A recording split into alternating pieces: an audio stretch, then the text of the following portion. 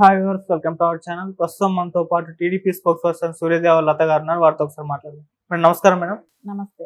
Madam Chandrababu Naidu గారు వాలంటీర్లకు ఒక బంపర్ ఆఫర్ ఇవ్వడం జరిగింది మేడం. అంటే వాళ్ళ శాలరీ ప్రైస్ చూసుకుంటే 5,000 ఉంది, దానికి 10,000 కి ఇంక్రీజ్ చేస్తారంట. మరోవైపు చూసుకుంటే జగన్మోహన్ రెడ్డి గారు ఈ వాలంటీర్లతో కాంట్రాక్ట్ కుదుర్చుకున్నారు, అది మే 31 లోకి ఎండ్ అయిపోతుంది. సో తర్వాత వాళ్ళ అధికారంలోకి వచ్చినా కూడా వాళ్ళందరినీ కూడా వాలంటీర్లుగా తీసుకోలేరు అన్న వార్తలు కూడా రావడం వినిపిస్తున్నాయి. మరి ఏం చెప్తారు మేడం దీని గురించి? అది ఖచ్చితంగా మనకు తెలుస్తుంది కదా. అతను ఏమంటున్నాడు జగన్మోహన్ రెడ్డి, నేను వచ్చిన తర్వాత మొదటి సంతకం వాలంటీర్ల సంతకం పెడతానా అంటున్నాడు. అవును. అంటే కాంట్రాక్ట్ రద్దు అయిపోయినట్టే కదా. సో వాళ్ళు 3,000 రూపాయల జీతం వాళ్ళకి పెన్షన్ ఇవ్వటానికి వీళ్ళకి 5,000 రూపాయలు ఇచ్చి పెట్టుకున్నాడు. ఓ నెలంతా చేస్తే ఆ ఒక్క పనే చేస్తారు. సో తర్వాత ఆ పనులు ఏం చేశారు, పార్టీ కార్యకలాపాలు చేశారు. సో అందుకని పార్టీని ఎంకరేజ్ చేసుకుంటా వచ్చాడు. సో రేపు పొద్దున వాళ్ళతో అవసరం లేదు, ఇంకా జీతాలు కూడా రావు. మళ్ళా నెక్స్ట్ నేను వస్తే మీరు నా కోసం పని చేయండి, మీరు కార్యకర్తల్లాగా తిరగండి, చెయ్యండి, వాళ్ళతో ఓటేయించండి, నేను వస్తే మళ్ళీ మీకు ఆ పోస్టులు ఏదైతే వాలంటరీ ఉద్యోగం ఉందో దాన్ని నేను మీకు మళ్ళీ ఇస్తాను. సో అదేదో పెద్ద అంటే 5,000 రూపాయలకి మళ్ళీ వీళ్ళు వెళ్ళి తిరిగి చేయాలన్నమాట. అంటే వాళ్ళ చదువుకు తగ్గ గుర్తింపు కూడా దొరకట్లేదు అక్కడ. సో వాళ్ళ అంటే కొంతమంది, అందరూ వాలంటీర్లు అలా ఉంటారని అనుకోకూడదు కానీ, తప్పుగా కానీ కొంతమందికి ఏంటంటే పార్టీ మీద జగన్మోహన్ రెడ్డి చెప్పే మాటలే కానివ్వండి అవి ప్రభావితం చేస్తాయి. కాబట్టి ఖచ్చితంగా కొంతమంది వచ్చి రిజైన్ చేయటం కూడా జరిగినాయని అనుకున్నాం గతంలో. అది ఖచ్చితంగా ఆ ప్రభావం పడింది. కానీ దాన్ని బ్రేక్ చేసే విధంగా నారా చంద్రబాబు నాయుడు గారు తీసుకున్న డెసిషన్ కానివ్వండి, 10,000 రూపాయలు వాళ్ళకి ఇస్తానంటమే కానివ్వండి, రేపు తెలుగుదేశం పార్టీ గవర్నమెంట్ ఫామ్ చేశాక దాంతోపాటు వాళ్ళకి ఎవరికైతే చదువుకున్న వాళ్ళకి బెటర్మెంట్ పోస్టులు కూడా కల్పించే అవకాశం ఉంది. ఎందుకంటే చెప్పారు కూడా, మీ మీ అర్హతలకి తగ్గ ఉద్యోగాలు నేను కల్పిస్తాను, మీరు మంచిగా ఇంకా దీనికంటే 5 రెట్లు పెంచుకునే మీ ఇన్కమ్ సోర్సెస్ నేను డెవలప్ చేస్తాను అని అయితే చెప్పారు. ఖచ్చితంగా అయితే నారా చంద్రబాబు నాయుడు గారు అది చేసే అవకాశం అయితే కనపడతా ఉంది. ఓకే.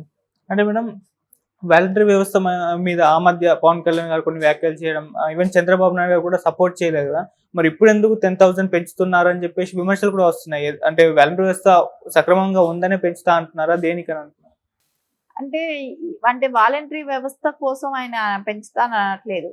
అంటే వాళ్ళకి ఏంటంటే ఒక ఉద్యోగం లాగా, ఒక ఇన్కమ్ లాగా వెళ్తా ఉన్నదాన్ని టక్కని స్టాప్ చేస్తే ఇంకొక అంటే గవర్నమెంట్ మారినప్పుడు వాళ్ళకి ఆపర్చునిటీస్ ఏమీ లేకుండా ఉండటం అనేది కష్టం. కాబట్టి ఎవరికైనా ఆ బాధ ఉంటుంది. కాబట్టి వాళ్ళని నిరుత్సాహపరచకూడదు. సో వాళ్ళని ఇంకా వేరే ప్లేస్లకు పంపించైనా, వేరే జాబ్స్ అయినా క్రియేట్ చేసైనా, వాళ్ళకి కావాల్సింది డబ్బు. ఇంకొకటి వాళ్ళకి గౌరవంగా చేయగలిగే వాళ్ళ చదువులకు తగ్గ గౌరవంగా చేయగలిగే పని కావాలి. అంతేగాని వాలంటీర్లు ఇంకా వేరే రకంగా వాడుకుంటారు. ఎందుకంటే రేపు పార్టీ పరంగా వాడుకున్నాడు కాబట్టే జగన్మోహన్ రెడ్డికి ఈరోజు వాలంటరీ వ్యవస్థ వద్దు అని మాట్లాడుతున్నారు. రేపు పొద్దున వాళ్ళకి ఈ నారా చంద్రబాబు నాయుడు గారు అయితే అట్లాంటిది ఏమి కండిషన్స్ పెట్టరు. కాబట్టి ఖచ్చితంగా మీరు ప్రజల కోసం పనిచేయండి. గవర్నమెంట్ ఎవరిది ఉన్నా కూడా మీ పని మీదే, కానీ పార్టీలో మీకు అవసరం లేదు, ఏ పార్టీతో కూడా మీకు అవసరం లేదు. ఒక గవర్నమెంట్ ఎంప్లాయీ అయితే ఎలా పనిచేస్తాడో అలా పనిచేయండి అనేది అయితే చెప్తారు. కానీ ఇలా మీరు మా పార్టీకి మా పార్టీ కోసం పనిచేయండి, అక్కడ ఎన్ని ఓట్లు ఉన్నాయి, ఇక్కడ ఎన్ని ఓట్లు ఉన్నాయి, ఒక కార్డు మీద 10 ఓట్లు చేయండి, ఇలాంటి అవసరం లేదు కదా. ఓకే. ఖచ్చితంగా నారా చంద్రబాబు నాయుడు గారు అట్లాంటి దురుద్దేశమైన పనులు కానీ, అట్లాంటివి యువతని అట్లా ప్రోత్సహించడం, అట్లాంటివి ఎంకరేజ్ చేయరు. ఖచ్చితంగా ఆయన అయితే వాళ్ళకి తగిన గుర్తింపు ఇవ్వాలనేది ఆయన ఆశయం. ఓకే. సో మేడం, ఇప్పుడు చాలా మంది వాలంటీర్లు రిజైన్లు చేయడం చూస్తున్నాం. మొన్న కూడా కుప్పంలో రిజైన్లు చేసి చంద్రబాబు నాయుడు గారికి అగేన్స్ట్ గా వర్క్ చేస్తామని అంటున్నారు. సో ఇప్పుడు ఇలా రిజైన్ చేసిన వాళ్ళందరినీ కూడా రేపటి రోజు ఎలక్షన్స్ అయిపోయిన ఏదో ఒక పార్టీ అధికారంలోకి వచ్చిన తర్వాత తీసుకుంటారా వాలంటీర్లుగా? అసలు ఖచ్చితంగా జగన్మోహన్ రెడ్డి మాటల ప్రభావంతో అది వాళ్ళు రిజైన్ చేయటం అయితే జరిగింది. కానీ వాళ్ళ మీద ఏ కేసులు లేకుండా ఉండాలి. ఇప్పుడు కేసులు పడిన వాళ్ళని ఎలాగో తీసుకోరు కదా. ఎందుకంటే ఏ ఉద్యోగానికి కూడా అర్హులు కాదు, గవర్నమెంట్ ఎంప్లాయీగానే వాళ్ళు అర్హులు కాదు. కాబట్టి కేసులు లేకుండా ఉండాలి. సో దానిలో ఎంతమంది అలా కేసులు లేకుండా ఉన్నారు? ఇప్పుడు రిజైన్ చేసిన వాళ్ళు ఏ రకంగా ప్రభావితంతో రిజైన్ చేశారు? ఎవరైనా బలవంతంగా చేశారా? ఇలా లోకల్ అక్కడక్కడ ఉండే ఎంఆర్ వాళ్ళు రేపు గవర్నమెంట్ ఎంప్లాయీ ఉన్న వాళ్ళే కానివ్వండి, అవన్నీ రీసెర్చ్ చేయడమో ఏదో ఒకటి జరుగుతాయి ఖచ్చితంగా. వాళ్ళు ఏ రకంగా ప్రలోభానికి గురయ్యారా, బలవంతంగా రాజీనామా చేయించారా, అవన్నీ కూడా అంశాలన్నీ కూడా బయటొస్తాయి. వచ్చినప్పుడు దానికి తగ్గ చర్యలైతే తీసుకుంటారు. ఓకే. సో ఇప్పుడు చాలా మంది రిజైన్ చేసి టీడీపీ పార్టీకి అగెనిస్ట్ గా వర్క్ చేస్తున్నా అంటున్నారు కదా! దీనివల్ల టీడీపీ పార్టీకి ఏమైనా నష్టం వాటిల్లి ఛాన్సెస్ ఏమైనా కనిపిస్తున్నాయా మేడం? వాళ్ళ మూలాన పార్టీకి ఏం నష్టం ఉంటదమ్మా? వాళ్ళ భవిష్యత్తుకు వాళ్ళకి నష్టం ఉంటదే గానీ, పార్టీకి ఏం నష్టం ఉంటది? సో రేపు పొద్దున ఎక్కడైనా అల్లర్లు జరిగినా, ఏం జరిగినా వాళ్ళ మీద కేసులైతే పడతాయి.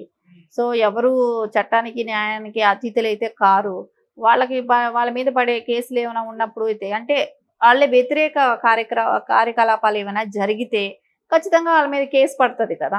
సో అది వాళ్ళకి నష్టం, వాళ్ళ భవిష్యత్తుకు నష్టం. పార్టీకి ఏం నష్టం ఉంటది? తెలుగుదేశంని వాళ్ళు ఏమీ ఆపేవాళ్ళు కాదు. ఆపితే ఆగే పార్టీ కూడా కాదు.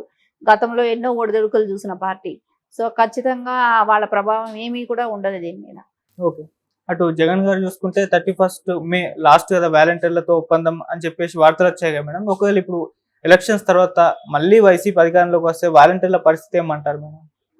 ఖచ్చితంగా రాసి పెట్టుకో, ఎప్పుడు కూడా వైఎస్ఆర్సీపీ గవర్నమెంట్ ఫామ్ చేస్తుంది అనే అది అవకాశమే లేదు. ఎందుకంటే ఇప్పటికే ఆయన డీలా పడిపోయాడు. మాది సూపర్ 6 కానివ్వండి, మేము ప్రవేశపెట్టిన పథకాలే కానివ్వండి, వృద్ధులకి 3000 అన్నది 4000 చేయటమే కానివ్వండి, వికలాంగుల పెన్షనే కానివ్వండి, వికలాంగులకి 4000 ఇస్తున్నది ఇప్పుడు 6000 ఇచ్చేటట్టే కానివ్వండి, ఇవన్నీ కూడా స్కీములతో ముందుకెళ్ళటమే కానివ్వండి. అది కూడా నారా చంద్రబాబు నాయుడు గారు నేను అప్పు చేసి పంచుతాననే మాట చెప్పట్లా. డెవలప్ చేసి దానిలో వచ్చిన ఇన్కమ్ని నేను పంచుతానంటున్నారు. సో ఖచ్చితంగా ఆయన మీద ఒక అవగాహన ఖచ్చితంగా, ఎందుకంటే ప్రతి నెల ఏదో ఒక నెల జరగలేదు, ఇప్పుడు గవర్నమెంట్ కొత్తగా ఫామ్ చేసింది అనుకోండి, అప్పుడు అప్పులకి వెళ్ళాలి తప్పదు. కానీ ఆ మధ్యలో ఇన్కమ్ సృష్టించే మార్గాలు కూడా ఆలోచించాలి కదా. జగన్మోహన్ రెడ్డి ఈ 5 ఏళ్లలో ఎక్కడా కూడా ఆలోచనే లేదు. అవును.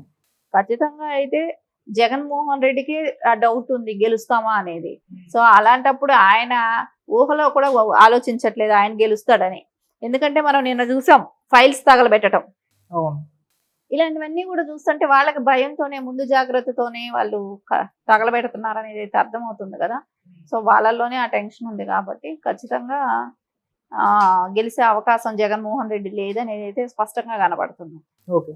అటు జగన్ గారు చూసుకుంటే 31 మే లాస్ట్ కదా వాలంటీర్లతో ఒప్పందం అని చెప్పేసి వార్తలు వచ్చాయి కదా మేడం. ఒకవేళ ఇప్పుడు ఎలక్షన్స్ తర్వాత మళ్ళీ వైసీపీ అధికారంలోకి వస్తే వాలంటీర్ల పరిస్థితి ఏమంటారు మేడం? ఖచ్చితంగా రాసి పెట్టుకో, ఎప్పుడు కూడా వైఎస్ఆర్సీపీ గవర్నమెంట్ ఫామ్ చేస్తుంది అనే అది అవకాశమే లేదు. ఎందుకంటే ఇప్పటికే ఆయన డీలా పడిపోయాడు. మాది సూపర్ 6 కానివ్వండి, మేము ప్రవేశపెట్టిన పథకాలే కానివ్వండి, వృద్ధులకి 3000 అన్నది 4000 చేయటమే కానివ్వండి, వికలాంగుల పెన్షనే కానివ్వండి, వికలాంగులకి 4000 ఇస్తున్నది ఇప్పుడు 6000 ఇచ్చేటట్టే కానివ్వండి, ఇవన్నీ కూడా స్కీములతో ముందుకెళ్ళటమే కానివ్వండి. అది కూడా నారా చంద్రబాబు నాయుడు గారు నేను అప్పు చేసి పంచుతాననే మాట చెప్పట్లా. డెవలప్ చేసి దానిలో వచ్చిన ఇన్కమ్ని నేను పంచుతానంటున్నారు. సో ఖచ్చితంగా ఆయన మీద ఒక అవగాహన ఖచ్చితంగా, ఎందుకంటే ప్రతి నెల ఏదో ఒక నెల జరగలేదు, ఇప్పుడు గవర్నమెంట్ కొత్తగా ఫామ్ చేసింది అనుకోండి, అప్పుడు అప్పులకి వెళ్ళాలి తప్పదు. కానీ ఆ మధ్యలో ఇన్కమ్ సృష్టించే మార్గాలు కూడా ఆలోచించాలి కదా. జగన్మోహన్ రెడ్డి ఈ 5 ఏళ్లలో ఎక్కడా కూడా ఆలోచనే లేదు. అవును. ఖచ్చితంగా అయితే జగన్మోహన్ రెడ్డికి ఆ డౌట్ ఉంది గెలుస్తామా అనేది. సో అలాంటప్పుడు ఆయన ఊహలో కూడా ఆలోచించట్లేదు ఆయన గెలుస్తాడని. ఎందుకంటే మనం నిన్న చూసాం ఫైల్స్ తగలబెట్టడం. అవును. ఇలాంటివన్నీ కూడా చూస్తుంటే వాళ్ళకి భయంతోనే, ముందు జాగ్రత్తతోనే వాళ్ళు తగలబెడుతున్నారు అనేది అయితే అర్థమవుతుంది కదా. సో వాళ్ళల్లోనే ఆ టెన్షన్ ఉంది కాబట్టి ఖచ్చితంగా గెలిచే అవకాశం జగన్మోహన్ రెడ్డి లేదనేది అయితే స్పష్టంగా కనబడుతుంది. Okay. Thank you so much madam. Thank you.